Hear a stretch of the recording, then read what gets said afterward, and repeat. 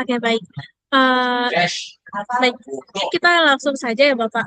Kalau boleh dengan pertanyaan pertama, kami ingin Bapak memperkenalkan diri selaku apa di sekolah lab school dan sudah berapa lama di jabatan tersebut. Begitu. Iya. Bismillahirrahmanirrahim. Assalamualaikum warahmatullahi wabarakatuh. Perkenalkan, nama saya Riyadi.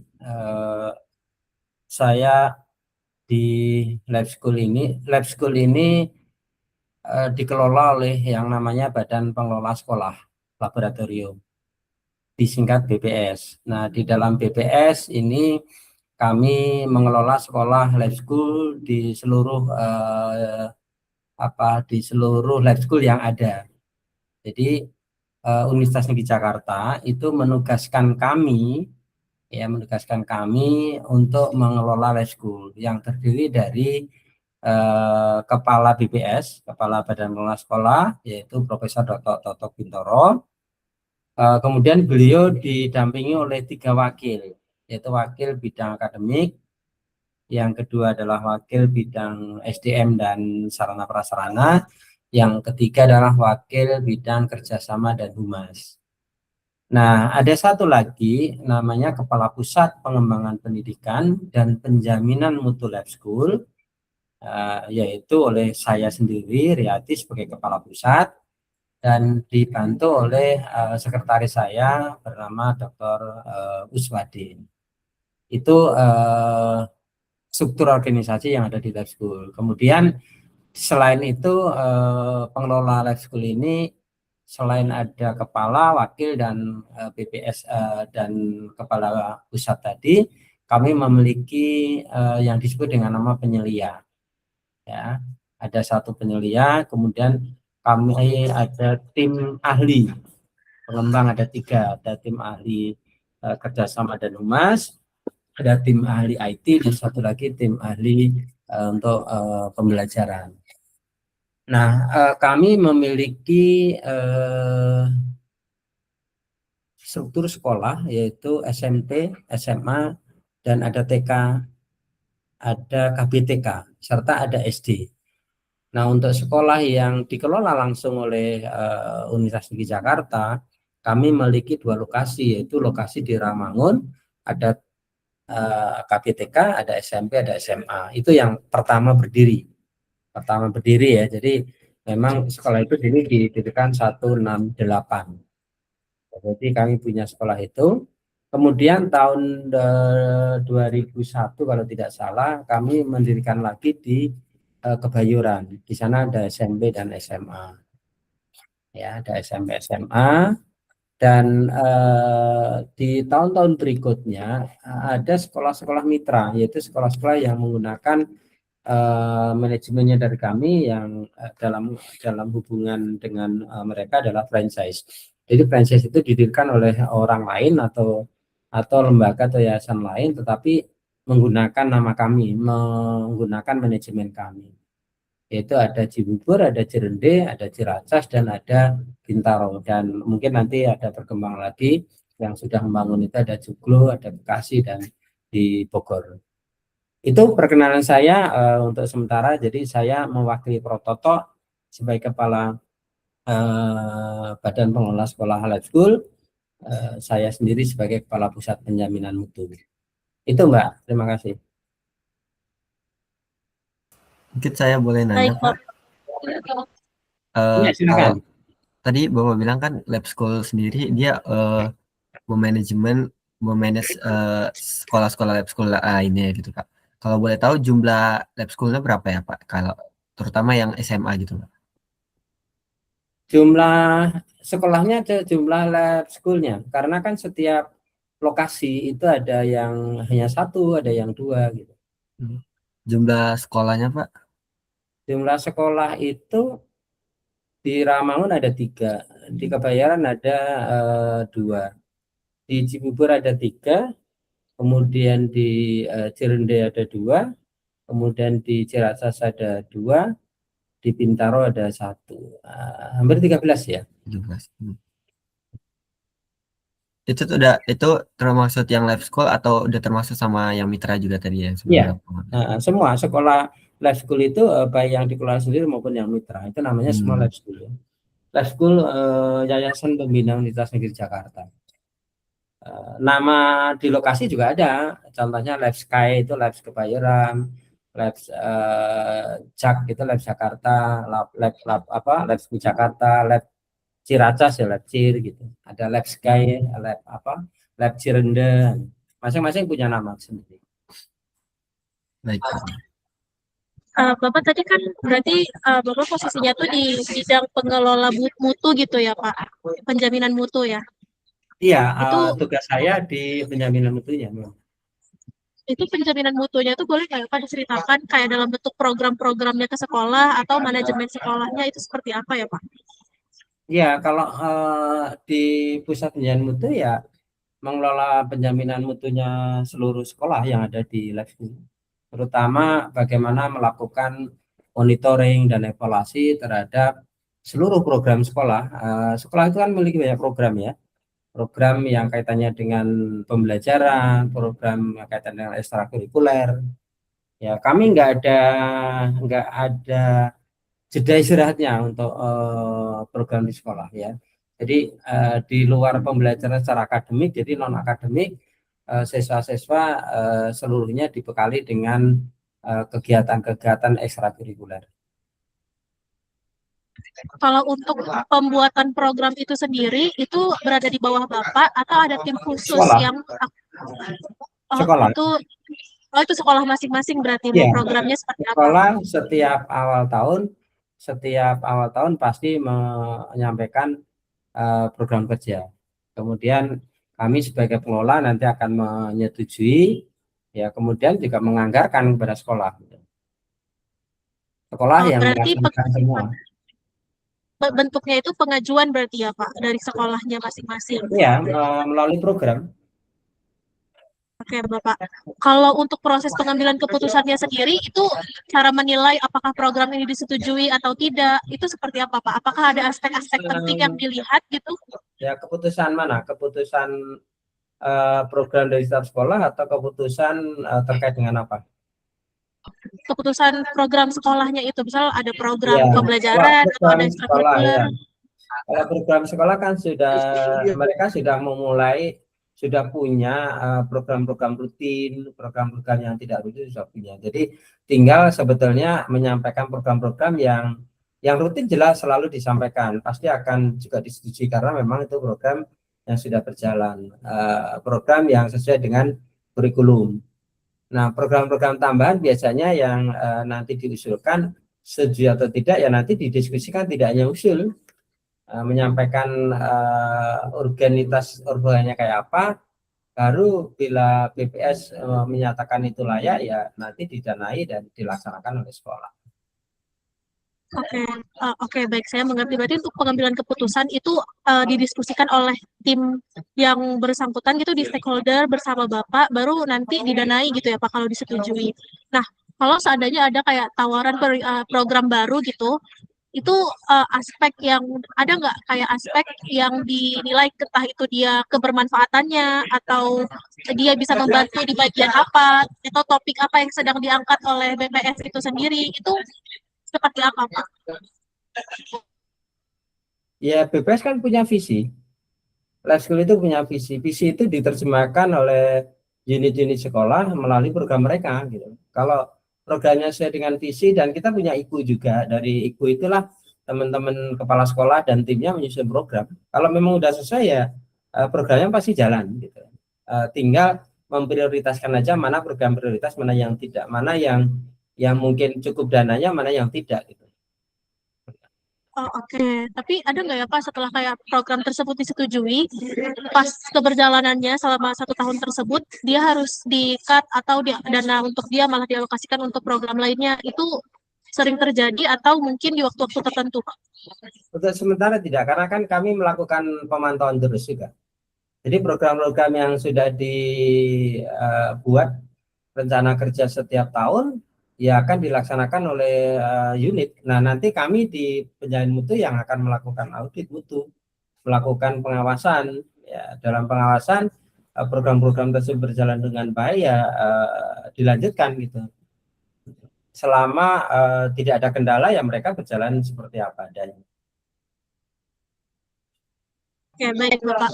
Kalau untuk suatu program dikatakan, oh ini layak untuk dilanjutkan, atau ini layak untuk diinvestasikan kalau programnya baru, itu tuh ada nggak ya penilaian matriks-matriksnya untuk menilai suatu program boleh diambil gitu? Atau dia perlu untuk menunjang suatu nilai seperti akreditasi sekolah gitu Pak? Beda ya.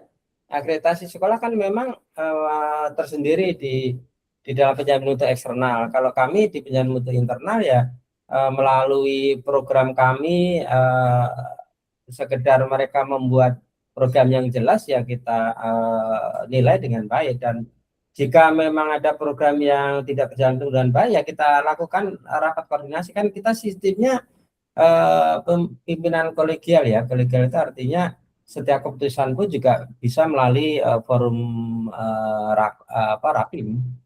Jadi kepala BPS mengundang seluruh kepala sekolah, pimpinan BPS. Setiap saat kan kita bisa rapim. Ya di luar rapim itu ya. Baik, mengerti Pak. Berarti untuk penjamin mutu internal selama programnya itu baik, maka akan bisa dilanjutkan sesuai dengan rapat koordinasi. Tapi kalau untuk akreditasi eksternal itu penilaiannya beda lagi dan ada tim lainnya gitu ya Pak. Kalau eksternal oleh badan akreditasi sekolah di baik. Ya kayak perguruan tinggi kan ada akreditasi prodi, akreditasi institusi. Kalau di kami tidak ada akreditasi institusi, adanya akreditasi sekolah. Sekolah itu diakreditasi oleh lembaga independen di luar itu, namanya kalau dulu namanya BAN-PDM, kalau sekarang Badan Standar dan Akreditasi Nasional. Itu dibawa di badan tersendiri yang menginduknya dibiayai oleh Kementerian Pendidikan Dasar dan Menengah. Dan setiap provinsi kan memiliki lembaga tersebut, badan standar dan akreditasi tadi. Baik, saya mengerti Bapak. Mungkin sekarang saya ingin menjelaskan platform yang ingin kami kembangkan ini. Jadi platform ini tuh kami berfokus untuk membangun platform yang bisa mendeteksi awal screening mental health dari penggunanya, mahasiswa ataupun siswa. Tujuannya adalah untuk mengetahui secara real time mereka tuh ada di zona merah, kuning, atau hijau untuk keadaan kesehatan mentalnya. Informasi yang diterima oleh pengguna setelah melakukan screening tersebut, mereka kayak bisa mendapatkan saran mereka harus menghubungi siapa, harus melakukan apa tindakan selanjutnya ketika mereka mungkin anxiety atau terdapat panic attack gitu. Itu sesuai dengan zonanya mereka, keadaan kesehatan mentalnya bisa merah, kuning, atau hijau tadi.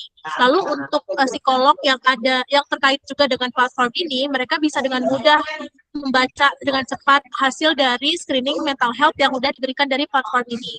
Lalu kami juga mengaitkan platform ini dengan institusi dari pengguna tersebut. Misalnya kalau aplikasinya diberlakukan atau digunakan oleh LabSky, maka pihak kepala sekolah atau wali kelas atau BK dari sekolah tersebut juga bisa menerima data informasi itu. Tapi data informasinya pasti terbatas, beda dengan psikolog atau BK-nya yang langsung gitu Pak. Nah, kami berharap platform ini tuh juga bisa menunjang kebutuhan-kebutuhan sekolah seperti pelaporan akreditasi atau pelaporan penjaminan mutu tadi, dan berharap kalau platform ini tuh bisa bersinergi dengan program yang berkaitan sama kesiswaan atau kesehatan mental siswa di sekolah tersebut. Kalau dari POV Bapak selaku manajemen dari sekolah itu bagaimana pendapatnya terhadap platform yang kami sedang kembangkan ini? Ya, ya Mbaknya harus secara intensif melakukan observasi ke sekolah, karena kan Mbaknya bukan dari pendidikan, masa nggak dari pendidikan kan? Ya jangan-jangan nggak tahu bagaimana sekolah itu berjalan, bagaimana kurikulum itu dijalankan, bagaimana model pengembangan karir, bagaimana mendeteksi awal kesehatan mental anak-anak dan sebagainya, kan nggak paham. Maka dari itu mestinya bukan ke kami. Kalau kami kan pengelola secara umum, kami ini dosen. Ya, nah di sekolah sistem itu sudah berjalan dengan baik. Jadi sekolah itu mempunyai seluruh layanan yang tadi disampaikan oleh Mbak Fitria. Jadi mereka ada kami ada namanya guru BK, juga ada psikolog juga di lab school. Memang kita memiliki psikolog juga. Nah, kalau terkait, karena kan memang tidak hanya terkait dengan kesehatan mental, karena terhadap permasalahan apa lambat belajar, nilai rendah dan lain sebagainya, di sekolah sudah berjalan sistemnya dengan baik. Yang biasanya kepala sekolah sudah memiliki sistem itu yang diteruskan oleh guru-guru BK. Jadi di sekolah udah punya tim ya, tim bagaimana jika ada terjadi masalah, apakah masalah pribadi atau masalah kaitannya dengan prestasi belajar atau masalah keluarga, seluruhnya sekolah lah yang memiliki tata cara, pedoman, mekanisme. Nah, kami hanya memantau jika pada saat terjadi hal-hal yang memang tidak kita inginkan terjadi dan itu meluas, maka barulah itu didiskusikan di tingkat pengelola sekolah atau di tingkat yayasan lah ya. Kenapa ini begini, kenapa ini sampai begini gitu. Jadi ada SOP dan prosedur yang jelas ya. Karena memang kalau hanya masalah-masalah yang memang bisa selesaikan di sekolah ya itu selesai, tidak masalah. Tapi jika masalahnya memang besar dan harus diselesaikan bersama ya di BPS kita melakukan rapat. Ya, kita melakukan rapat dengan mereka-mereka yang mengelola sekolah unit gitu. Karena mereka di bawah kita. Konsepnya seperti itu. Artinya Mbak Fitria dan Mas Al Faisal harus mencari informasi secara lengkap jika ingin mengembangkan platform aplikasi tadi ya, nyambung dari aplikasi ini ke sini gitu, apalagi komprehensif gitu ya. Maka sebaiknya ya bukan ke kami mencari bahan atau melakukan observasi, carilah kepada sekolah-sekolah yang ada. Mereka punya program. Oke, Bapak. Iya. Saya izin Kalau menyampaikan kami bahwa manajemen kami seluruhnya ya, manajemen keseluruhan, bagaimana sekolah bisa berjalan, bagaimana fasilitas sarprasnya dan lain sebagainya. Walaupun di sekolah juga sudah ada wakil sarpras, ada wakil akademik, ada wakil kesiswaan. Gitu. Sebelumnya saya ingin menjelaskan bahwa kami sedang dalam fase juga untuk mewawancara siswa, mahasiswa, wawancara pihak BK sekolah, mewawancara psikolog institusi di ITB atau di kampus Unpas, di mana-mana gitu.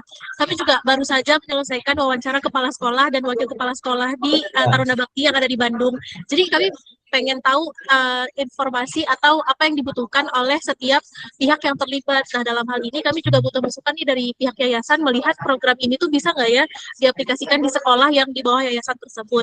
Tapi tadi sebenarnya waktu Bapak menjelaskan sebelum saya menjelaskan program ini, berarti memang benar bahwa asumsi kami kalau kita memang butuh approach-nya tuh ke kepala sekolahnya dulu, nanti kepala sekolahnya yang melihat, oh ini bisa kita ajukan proposalnya kepada pihak yayasan. Tapi dari pihak yayasan sendiri butuh sesuatu lagi nggak ya Pak kalau kami mau memprovide informasi gitu untuk supaya program ini bisa aja diambil atau dijalankan gitu sih Pak. Kalau kami nanti harus dipelajari dengan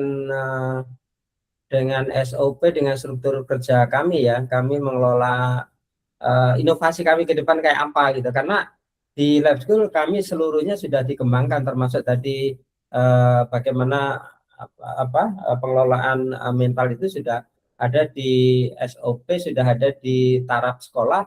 Jika itu tidak selesai baru dibawa ke BPS. Sistemnya sudah jalan. Kemudian program yang disampaikan oleh Mbak Fitria ini ya coba saja nanti ke sekolah-sekolah yang lain apakah memang bisa program ini dilakukan. Bisa saja gitu dengan secara lengkap ya, artinya harus dikaji dulu kurikulum sekolah itu kayak apa, karena jangan sampai juga berbenturan dengan program-program atau kurikulum yang sudah sekolah jalankan. Saya kira bisa kalau memang ingin disinergikan, disinkronkan antara unsur-unsur akademik dan non-akademik ya. Kalau di sekolah kan hanya itu sebetulnya. Akademik itu lebih kepada belajar, pembelajaran dan hasil belajar. Non-akademik itu banyak. Karena non-akademik itu kalau di kami lebih banyak kepada ini pembelajaran terkait dengan karakter, ya, dengan pembinaan sikap dan lain sebagainya. Karena orang yang pintar kalau karakternya jelek kan juga tidak berguna juga. Gitu. Maka sebetulnya tidak hanya akademik tapi non akademik, terutama di penguatan karakter itu sangat-sangat penting. Dan kami sudah sinkronisasikan itu melalui berbagai macam platform kegiatan di sekolah. Saya mungkin izin bertanya juga, Pak. Silakan, Mas.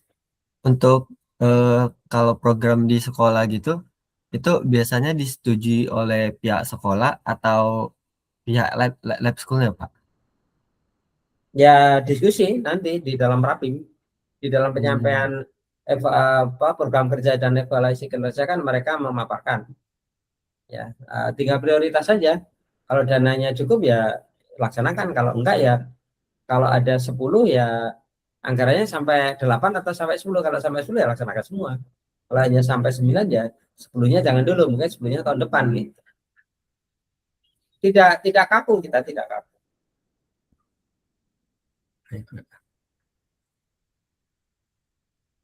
Sebenarnya untuk pertanyaan yang ingin kami layangkan dari pihak stakeholder di luar sekolah, bisa di atas sekolah lagi seperti yayasan, itu sudah terjawab semua sih dari penjelasan Bapak. Memang approach-nya itu lebih banyak ke sekolah tersebut sendiri gitu ya Pak. Iya betul.